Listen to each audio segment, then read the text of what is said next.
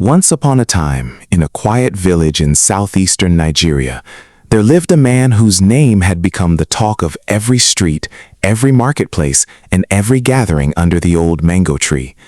His name was Mr. Okeke, but hardly anyone called him that anymore. To almost everyone in the village, he was simply known as the Stingy Man. Now, being careful with money is not a bad thing. In fact, many people admire those who know how to save for the future. But there is a thin line between being wise with money and allowing money to control your heart.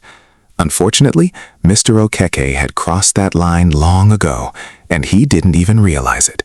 The choices he made every single day would eventually teach him a lesson he would never forget.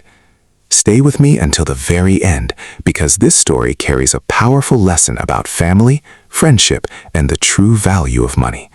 If you enjoy emotional African stories with meaningful life lessons, don't forget to like this video, subscribe to the channel, and tell us in the comments where you're watching from. Now, let's begin.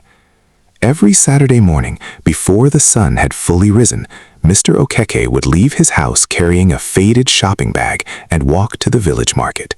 He never bought more than what he believed was absolutely necessary. While other husbands purchased vegetables, fish, meat, and enough food to last their families through the week, Mr. Okeke spent several minutes bargaining over the smallest prices, arguing over every naira as if his life depended on it. That morning was no different. After almost an hour of negotiating, he finally bought one medium-sized tuber of yam.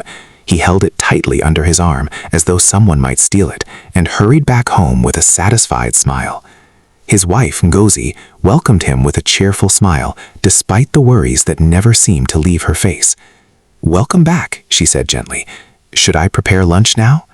Instead of answering, Mr. Okeke placed the yam carefully on the wooden table and reached into a drawer. Out came a ruler. His wife lowered her eyes. She already knew what was coming. Mr. Okeke carefully measured the length of the yam before peeling it. Then he marked equal portions with a small kitchen knife.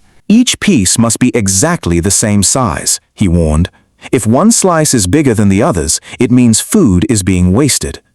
The two children exchanged silent glances. Their stomachs had been growling since morning, but neither of them dared to say a word. After counting the slices one by one, Mr. Okeke handed only a few pieces to his wife. "This is enough for today's lunch." Ngozi looked at the tiny portions. "Our children are growing," she said softly. "Would it hurt to add just one more piece?" Mr. Okeke frowned immediately. "And who will replace it tomorrow?" he snapped. "Money doesn't grow on trees. If they learn to eat little now, they'll become disciplined adults." Ngozi swallowed the words she wanted to say. She had learned that arguing only made things worse. Quietly, she carried the yam into the kitchen. Inside the small cooking area, she stared at the tiny pieces resting in the pot. She added just enough water to make the soup appear fuller than it really was. There was only a little palm oil left. The tomatoes had finished 2 days earlier. She used half of the last seasoning cube because she knew her husband would notice if the whole cube disappeared. As the soup simmered, her eyes filled with tears. She wasn't crying because life was difficult. She was crying because it didn't have to be this way. Outside, the children sat beneath the shade of a mango tree. "Mama," the younger one whispered when she came out, "will there be meat today?" Ngozi forced a smile. "Not today, my child." The little boy nodded quietly. He had stopped asking questions months ago. That afternoon, while eating, Mr. Okeke counted every slice of yam on each plate before taking his own seat. When he noticed his daughter had an extra piece no bigger than his thumb, he looked sharply at his wife. "Ngozi," she froze. "Why does she have one more piece than everyone else?" "Our son said he wasn't very hungry," she replied carefully. He gave it to his sister. Mr. Okeke stretched out his hand without hesitation. "Bring it back." The little girl looked down sadly before placing the piece into her father's hand. Without the slightest shame, Mr. Okeke dropped it onto his own plate and continued eating as though nothing had happened. The room fell completely silent, not because there was nothing to say, but because everyone had learned that silence was safer than speaking. Meanwhile, outside their home, the neighbors shook their heads whenever they spoke about Mr. Okeke. "He works hard," one woman said. "So where does all his money go?" another replied. "Surely he must be saving for something important." No one knew the truth. Every evening, once the sun disappeared behind the hills, Mr. Okeke changed into his neatly ironed native outfit, sprayed expensive perfume on himself, and walked confidently toward the biggest bar in the village. The same man who measured yam with a ruler at home suddenly became the most generous man in town. Every evening, The moment Mr. Okeke stepped into the village bar, the atmosphere changed. "Chairman is here!" one of the men shouted excitedly. The others immediately stood up, smiling from ear to ear as they rushed to welcome him. "My brother," another man laughed, pulling out a chair for him. "We were just talking about you." Mr. Okeke smiled proudly.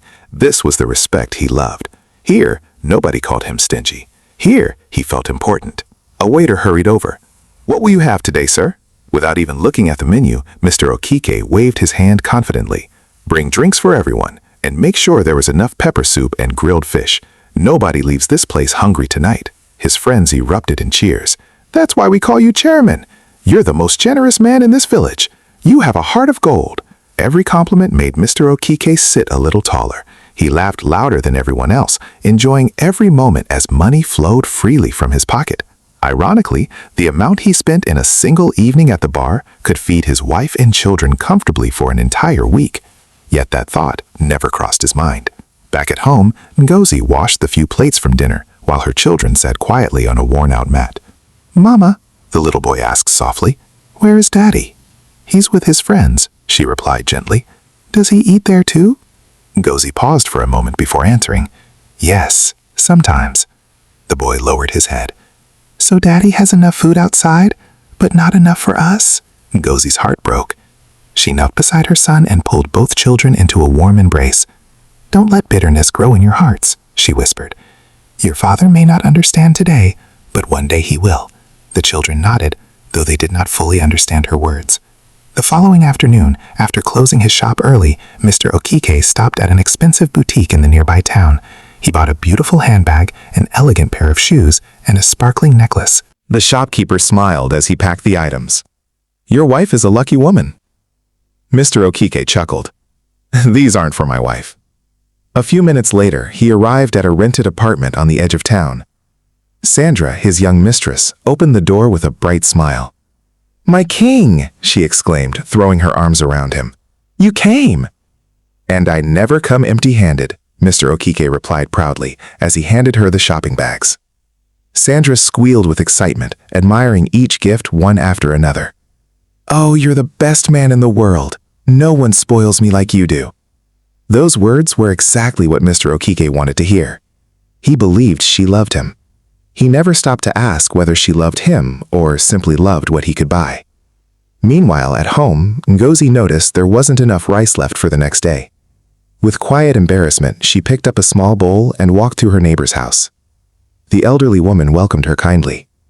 "Ngozi, what brings you here?" She hesitated before speaking. "My sister, could you please lend me 2 cups of rice? I'll return it as soon as I can." The woman sighed sadly. "You don't have to explain. I know things are difficult." She filled the bowl generously. As Ngozi thanked her, the woman gently held her hand. "You've endured so much. I pray your husband opens his eyes before it's too late." Ngozi forced a weak smile. "So do I." Days turned into weeks, but nothing changed.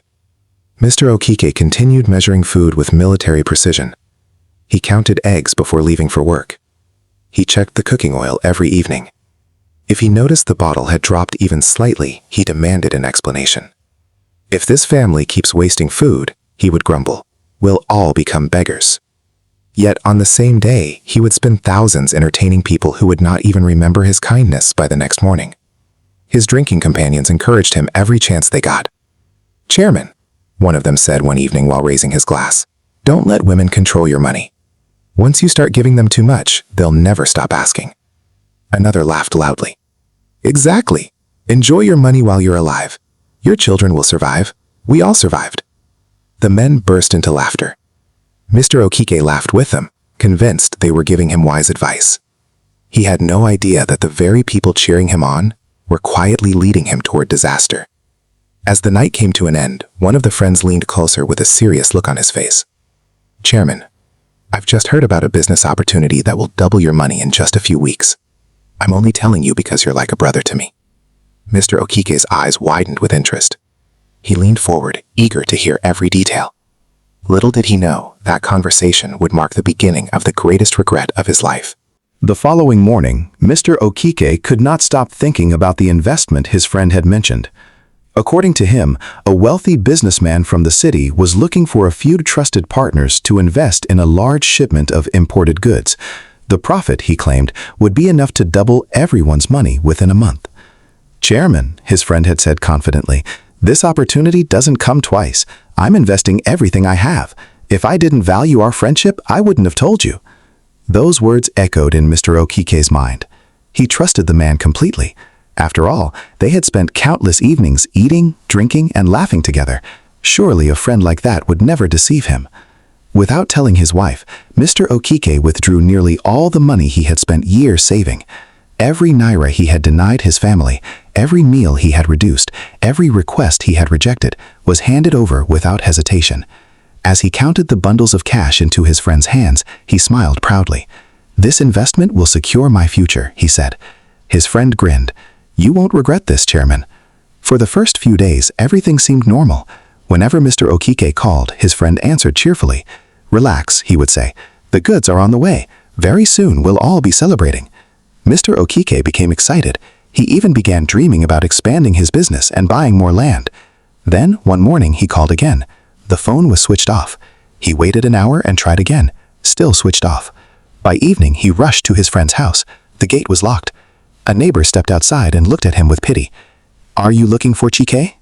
"Yes," Mr. Okeke replied anxiously. "Have you seen him?" The neighbor sighed. "They packed everything and left before dawn yesterday. Nobody knows where they went." The words struck him like thunder. No, that's impossible." He ran to another friend's house. Nothing. He searched the bar. No one had seen them. The men who had once surrounded him every evening suddenly acted as though they barely knew him. One shrugged his shoulders. "Chairman, business is business.